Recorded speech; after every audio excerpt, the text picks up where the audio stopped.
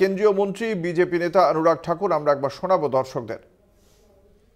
कौन से गठबंधन की बात करते हो भाई?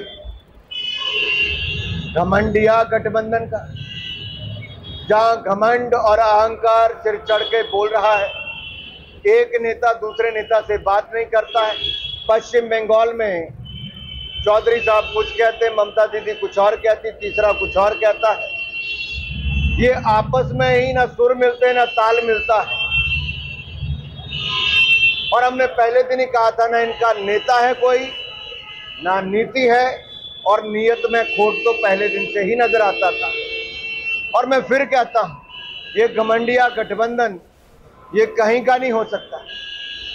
उत्तर प्रदेश में भी बुआ और बबुआ, इन दोनों की ज्यादा दिन नहीं चल पाई। यहां भी बुआ और बबुआ में दोनों कैंपों में खींचतान चली है।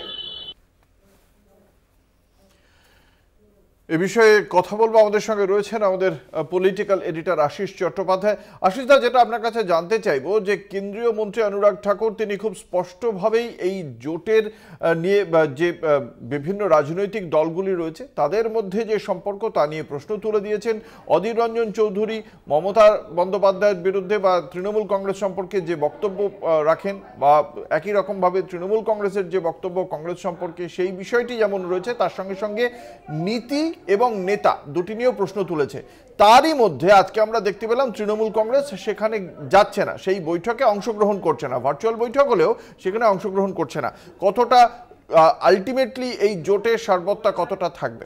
দেখুন, অনুরাগ ঠাকুর যেটা বলেছে, নীতিও নেই নেতাও নেই গোছের যে কথা, এই কথাটার একেবারে কোনো ভিত্তি নেই কথাটার। এই জোটের নীতি তো বিজেপির সাম্প্রদায়িকতার বিরোধী, সাম্প্রদায়িকতার বিরোধী, ধর্মনিরপেক্ষতা রক্ষার নীতি, ভারতীয় সংবিধানকে রক্ষার নীতি। এগুলো যদি নীতি না হয় তাহলে অনুরাগ ঠাকুরের মাথায় কোন নীতি আছে?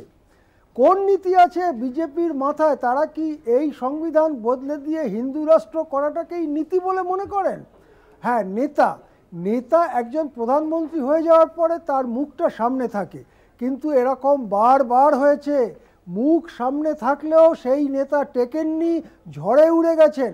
2004 সালে নির্বাচন এগিয়ে এনেছিলেন অটল বিহারী বাজপেয়ী, লালকৃষ্ণ আদবানিরা। তখন স্লোগান দেওয়া হয়েছিল ইন্ডিয়া ইজ শাইনিং, ভারত ঝলমল করছে। কিন্তু দেখা গেল 2004-এর নির্বাচনে বিজেপি হেরে গেল এবং কংগ্রেস তার নেতৃত্বে UPA 1 সরকার হয়েছিল। সুতরাং সংবাদ মাধ্যমের ঝলমলে পর্দায় যাকে বা খবরের কাগজে যার মুখ দেখা যায় সেই নেতা, দেশে আর কোনো নেতা নেই, একথা বলা ঠিক নয়। ইন্ডিয়ার বৈঠকে তৃণমূল কংগ্রেস না গেলেও কিন্তু তৃণমূল কংগ্রেসের বা মমতা বন্দ্যোপাধ্যায়ের প্রস্তাব অনুসারে মল্লিকার্জুন খাড়গে আজকে যে ইন্ডিয়া জোটের চেয়ারপারসন নির্বাচিত হয়েছেন, এর থেকেই বোঝা যায় যে তৃণমূল কংগ্রেস এই জোটে রয়েছে এবং এই জোটের কাছে তৃণমূল কংগ্রেস নেত্রী মমতা বন্দ্যোপাধ্যায়ের যথেষ্ট গুরুত্ব রয়েছে, সেটা কিন্তু এর থেকে বোঝা যায়।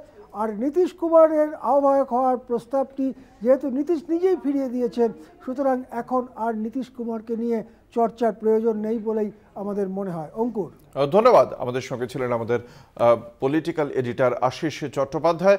আজকের ইন্ডিয়া জোটের যে বৈঠক, সেই বৈঠকে উপস্থিত থাকছে না, অংশগ্রহণ করছে না তৃণমূল কংগ্রেস, যা অত্যন্ত তাৎপর্যপূর্ণ বলেই মনে করছে রাজনৈতিক মহল।